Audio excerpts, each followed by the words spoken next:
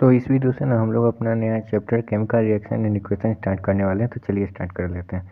तो देखिए हम लोग का इसमें सबसे पहला, जैसे आप लोग को चैप्टर के नाम से ही पता चला है, केमिकल रिएक्शन। मतलब इसमें हम लोग को ना केमिकल रिएक्शंस के बारे में पढ़ना और उसके इक्वेशंस के बारे में, केमिकल रिएक्शन का क्या क्या केमिकल रिएक्शन होता है, इसका फ़ायदा क्या है, इसका नुकसान क्या है, और केमिकल इक्वेशन हम लोग क्यों लिखते हैं, केमिकल रिएक्शन को हम इक्वेशन के फॉर्म में क्यों लिखते हैं, इसका क्या फ़ायदा है।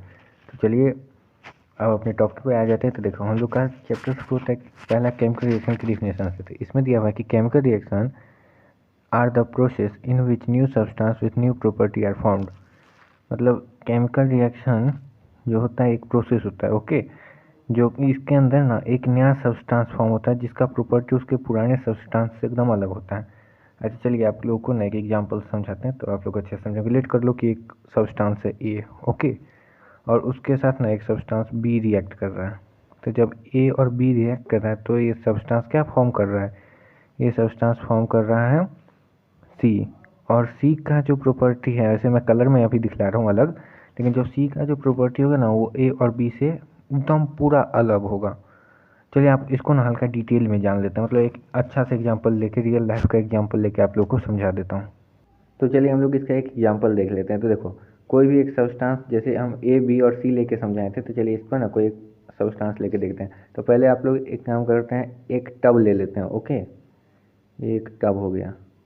चलिए ये टब हो गया और इसमें रख देते हैं एक चूहा, ओके, पिक्चर नहीं बना रहे भाई, गजब बन जाएगा। तो इसमें एक रख देते हैं चूहा। अब देखो टब में चूहा रख दिए ना, अब एक काम करते हैं, अब एक ले लेते हैं सिलेंडर, इसमें रख देते हैं आपको ऑक्सीजन। वैसे आजकल बहुत महंगा है लेकिन फिर भी रख लेते हैं, और इसको दे देते हैं यहाँ से पाइप लगा के चूहा को। और एक और टब ले लेते हैं, मतलब एक और सिलेंडर ले लेते हैं जिसमें रख देते हैं हम लोग हाइड्रोजन, ओके, और इसका भी पाइप निकाल के दे देते हैं चूहा को। तो देखो अब क्या होगा कि चूहा जिंदा रह जाएगा, क्योंकि टब में हाइड्रोजन तो है लेकिन ऑक्सीजन भी है, तो अभी चूहा जिंदा रहेगा, ओके। अब हम लोग करते हैं काम कि जब तक भर जाएगा ना, जब टब भर गया, लेट कर लो, अब टब भर चुका है, ओके, अब टब भर गया। तो अब हम करते हैं क्या कि ना पहले दोनों पाइप को हटाते हैं। चलिए पहले सिलेंडर सबको हटा लेते हैं वहाँ से। टब भर चुका है, अभी बहुत है इसके लिए, चूहा के लिए अभी बहुत ऑक्सीजन भर चुके हैं। आदमी को मिल नहीं रहा है लेकिन चूहा को पूरा ऑक्सीजन देंगे। चलिए तो चूहा को अब पूरा ऑक्सीजन मिल गया, मतलब पूरा मिल गया इसको। अब लेट कर लीजिए, पहले चूहा हम अभी हटा लेते हैं, तो आप लोग बोलेगे कि चूहा को ब्लास्ट करके मरवा दिया। तो देखो अब हम करेंगे क्या कि एक माचिस का तिल्ली लेके उसको जला लेते हैं, ओके, माचिस का तिल्ली जला लिए। अब पहले चूहा निकाल लेते हैं अभी बार, थोड़ा देर के लिए ना, लेट कर लो आप लोग, अभी चूहा यहाँ नहीं है, ओके, अभी चूहा निकाल दिए। और अब करते हैं इसमें से ना माचिस का तिल्ली फेंक देते हैं। अब माचिस का तिल्ली फेंकेंगे तो होगा क्या, तो दोनों रिएक्ट कर जाएगा, हाइड्रोजन और ऑक्सीजन रिएक्ट कर जाएगा। दोनों जब रिएक्ट करेगा तो भाई एक बहुत ही अच्छा खासा ब्लास्ट होगा, क्योंकि आप लोग को पता है कि हाइड्रोजन हाईली एक्सप्लोजिव है, तो भाई वो ब्लास्ट कर देगा, ओके। और भाई ऑक्सीजन भी कंबसन को सपोर्ट करेगा, तो भाई अच्छा खासा ब्लास्ट हो जाएगा। लेकिन ब्लास्ट होने के बाद जो प्रोडक्ट बचेगा वो क्या बचेगा हम लोग का, वो हम लोग को बचेगा H2O, ओके। अभी पहले देखो ब्लास्ट हो गया, समझ गए, अब बच गया हम लोग का प्रोडक्ट H2O। अब चलो इधर से, अब हम लोग का रुक जाओ, अब बच गया हम लोग का क्या, H2O, पूरा में H2O बच गया क्योंकि भाई ब्लास्ट हो गया और H2O बच गया। अब हम वापस से वही चूहा को उसके अंदर डाल देंगे। तो अब देखो पहले जो चूहा, वही टब, वही हाइड्रोजन, वही ऑक्सीजन था ना, और उसी में वो चूहा पहले जिंदा रह गया क्योंकि उसको ऑक्सीजन मिल रहा था, वो जिंदा रह गया। अब वहाँ पर एक माचिस का तिल्ली फेंक के वहाँ ब्लास्ट, मतलब एक केमिकल रिएक्शन करवा दिए, ओके, उस टाइम चूहा निकाल दिए थे, केमिकल रिएक्शन करवा दिए, अब वही चूहा को उसी में डाल दिए। तो अब वो चूहा जिंदा रह पाएगा, पानी में चूहा जिंदा रह पाएगा, आप ही बताइए। तो आप लोग समझ पाए हो इसको, समझ, अब देखो आप लोग रिलेट करो इसको, रुक जाओ, चलो अब देखो यही आपको हाइड्रोजन है और यही आपको ऑक्सीजन है। तो यही हाइड्रोजन और ऑक्सीजन जब था तो चूहा जिंदा रह गया, और जब वो H2O बन गया तो चूहा क्यों नहीं जिंदा रहा, वही तब में तो वो H2O बना ना, तो चूहा क्यों नहीं जिंदा रहा। तो इसका भाई सिंपल है कि देखो हाइड्रोजन का प्रॉपर्टी क्या था, जलना, ऑक्सीजन का प्रॉपर्टी क्या है, जलाना, लेकिन H2O क्या करता है, पानी क्या करता है, आग को बुझा देता है। तो भाई देखो इसका प्रॉपर्टी एकदम पूरा डिफरेंट हो गया। आप देख रहे हो, हाइड्रोजन ऑक्सीजन और तब था चूहा जिंदा था, और क्या H2O हो गया, कहाँ है, चूहा मर गया। होप आप लोग ये समझ चुके होंगे, ओके। हमको इतना तो गारंटी हो गया कि भाई आप लोगों को केमिकल रिएक्शन अब कंप्लीट समझ में आ गया होगा। ओके, तो अब हम लोग आगे बढ़ते हैं। तो देखो आगे अब आ जाता है कि chemical reaction involve a chemical change. अब देखो यहाँ chemical reaction involve chemical change. During a chemical reaction, a rearrangement of atoms taken place between the reacting substance to form a new substance having entirely different properties. अब ये देखो, आप लोग अगर भूले नहीं होंगे तो आप लोग क्लास 8 और 9 दोनों में पढ़ते आए हो केमिकल चेंज। केमिकल चेंज क्या होता है? तो भाई कोई भी ऐसा चेंज जब कोई भी ए सब्सटेंस बी में कन्वर्ट तो हो जाए, उसमें अगर हीट या कुछ भी करें उसको, उसमें टेम्परेचर चेंज कर दें या कुछ भी उसमें करके उसको बी में कन्वर्ट आराम से किया जा सकता है। जैसे ए को हीट दे के हम बी में कन्वर्ट कर दिए, ओके, इसको दे दिए हम हीट और इसको कर दिए बी में कन्वर्ट। लेकिन अगर वापस जब हम इसको कूल करें, जब हम वापस इसको कूल करें और ये ए में ना कन्वर्ट हो पाए, तब आता है क्या? अपना केमिकल चेंज। उसी में ना ऐसा हो पाता है। आप लोग 8 में ज़रूर पढ़ोगे, 8 9 सब में था ये चीज़। तो भाई केमिकल रिएक्शन में ना केमिकल चेंज हमेशा होगा। ओके, और भाई देखो एक केमिकल रिएक्शन में ना क्या होता है, तो देखो कहीं से ऊपर से नहीं आता है एटम, कहीं ऊपर से नहीं एटम आता है भाई। मतलब अगर आपको ऑक्सीजन का एटम, जैसे हम ऑक्सीजन का एटम दिए थे और O2 दिए थे प्लस H2 दिए थे, ओके, तो हम लोग बनाए थे ना H2O, उल्टा लिख दिए, तो हम लोग H2O बनाए थे ना। तो भाई देखो H2O तो कहीं ऊपर से नहीं आया, मतलब इसी दोनों से मिलके बना है ना। तो भाई देखो इसमें ये नहीं होता है कि आप लोग कह दोगे कि कहीं से अलग से आ गया इसका एटम। मतलब उसका एटम जो होता है ना O2 के बीच में जो होता है ना बॉन्ड, O2 के बीच में जो बॉन्ड होता है भाई, वही बॉन्ड। अच्छा आप लोग एक चीज़ कमेंट करो अभी, चलो वीडियो पॉज करो, एक कमेंट करना, ओके, कि केमिकल रिएक्शन क्यों होता है भाई, ये आप लोग अभी कमेंट करो तो, ओके। तो अब लोग चलते हैं अपन लोग नए स्लाइड पे, तब आप लोग समझ पाओगे कि क्या होता है केमिकल रिएक्शन। चलो देखो यहाँ हम लोग का ना ऑक्सीजन है, ऑक्सीजन है। अब यहाँ देखो ऑक्सीजन के बीच, ऑक्सीजन के लास्ट ऑर्बिट में कितना होता है, कितना इलेक्ट्रॉन होता है? 6 इलेक्ट्रॉन होता है। और उसको कितना चाहिए, मतलब उसको कंप्लीट करने के लिए, अपना लास्ट ऑर्बिट कंप्लीट करने के लिए उसको कितना और इलेक्ट्रॉन चाहिए? 2 और इलेक्ट्रॉन चाहिए ना, क्योंकि उसके पे 6 होता है, 6 इलेक्ट्रॉन इस पे होता है। देखो 1 2 3 4 5 और ये 6, और इसको 2 और चाहिए तो इसका कंप्लीट हो जाएगा लास्ट ऑर्बिट, तो ये स्टेबल हो जाएगा।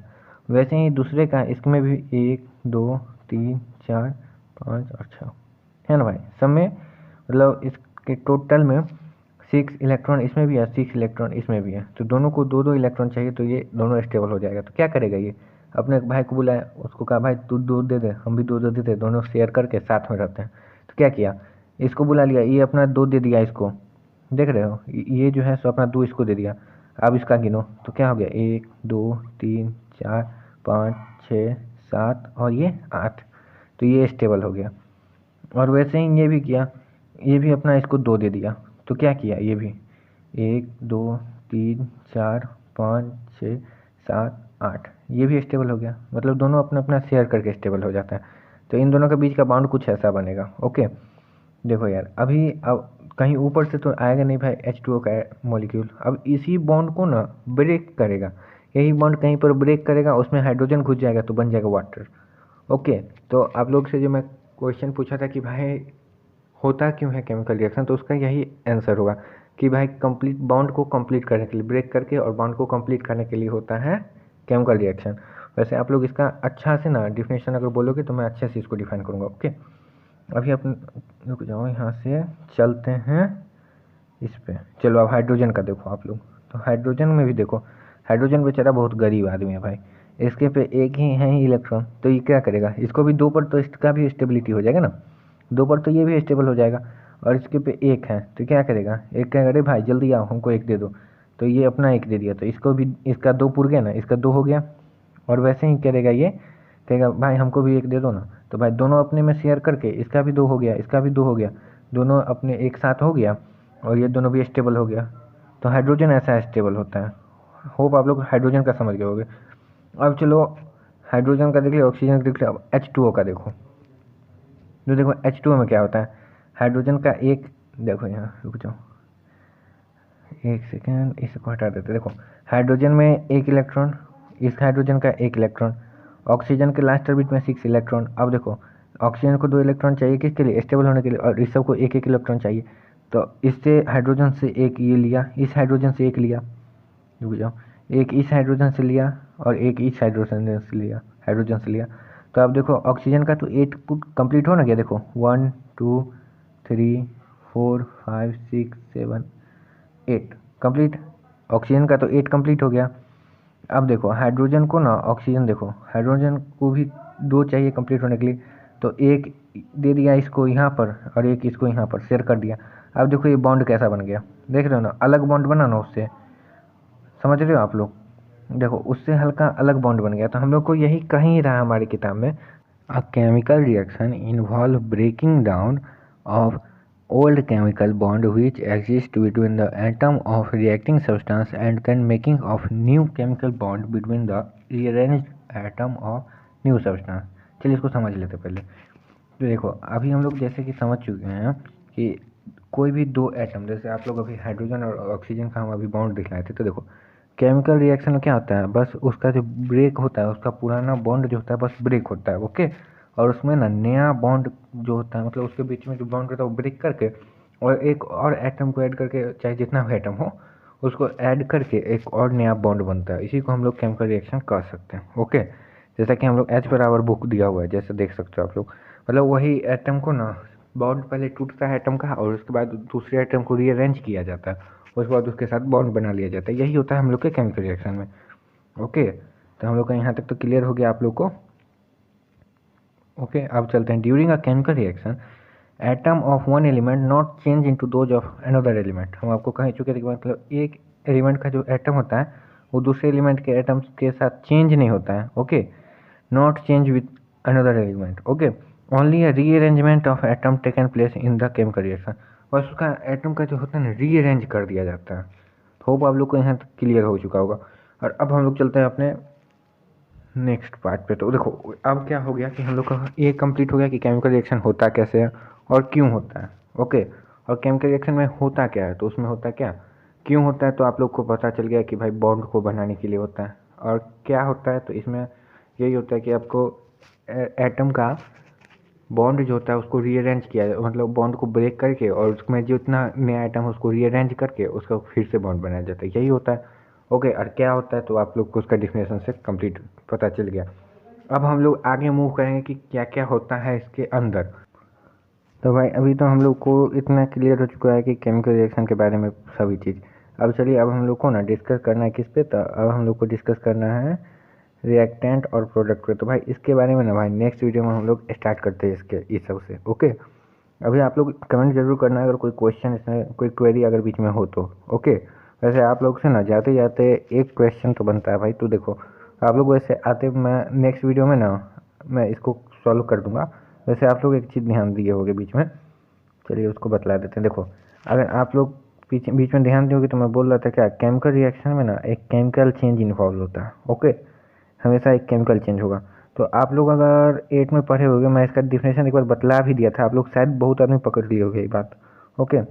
तो देखो केमिकल चेंज में, केमिकल रिएक्शन में, सॉरी, केमिकल रिएक्शन में जब आपको पता है कि केमिकल चेंज होता है, और केमिकल चेंज में क्या होता है, जो ए से जो कोई सब्सटेंस अगर बी बनता है और फिर बी से ए नहीं बन पाता है, उसी प्रोसेस को रिवर्स करने पर भी बी से ए नहीं बन पाता है, यही हम कहते हैं केमिकल चेंज, ओके। वही ना होता है कि ए सब्सटेंस में कोई एक चेंज हुआ जिसके कारण वो बी सब्सटेंस बन गया, लेकिन बी में फिर से उसी चेंज को रिवर्स किए लेकिन वो ए नहीं बन पाया, तो यही हो गया हम लोग का केमिकल चेंज। लेकिन अगर हम लोग यहाँ, आपको पता है कि केमिकल रिएक्शन में केमिकल चेंज होता है, तो अगर हाइड्रोजन प्लस ऑक्सीजन, ओके, ये दोनों मिलके अगर हम लोग को H2O बनता है, ओके, अभी हम लोग का H2O बन गया, तो हम लोग को ये तो पता है कि भाई H2O बना तो ये केमिकल चेंज है, केमिकल रिएक्शन में केमिकल चेंज हुआ है, ओके।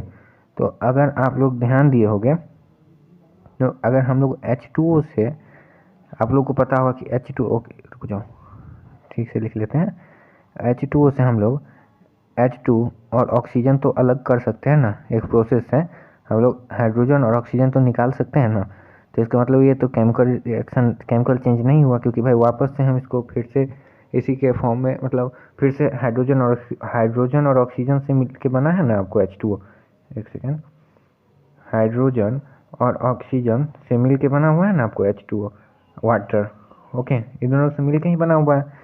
तो भाई वापस से हम जब इसको हाइड्रोजन और ऑक्सीजन ले सकते हैं, तो भाई ये कैसे हुआ केमिकल चेंज। ओके, तो आप लोग को ये क्वेरी मैं दे के जा रहा हूँ। ओके, अगर आप लोग को आता है तो भाई प्लीज़ कमेंट करना, और नहीं आता है तो भाई मैं नेक्स्ट वीडियो में बतला दूंगा। वीडियो कैसा लगा ज़रूर बतलाना। ओके, मजा आया।